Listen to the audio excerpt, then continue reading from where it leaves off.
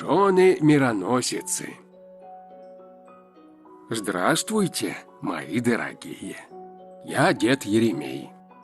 Благодать и мир вам да умножится в познании Бога и Иисуса Христа, Господа нашего. А знаете ли вы, кто такие жены-мироносицы?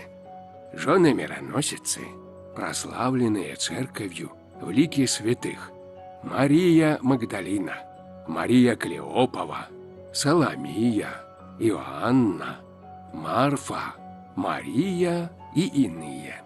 Это ученицы Иисуса Христа, неотступно следовавшие за своим учителем и не оставившие его даже в те минуты, когда большинство апостолов разбежались.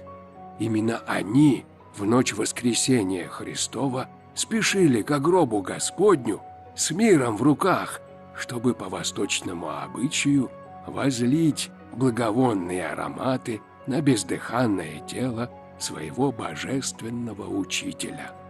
Многие из жен-мироносиц впоследствии прославились равноапостольными трудами. Их по праву считают идеалом женщины-христианки. Вот так вот, дорогие мои. И помните, мир освещается солнцем, а человек — знанием. Да хранит вас Бог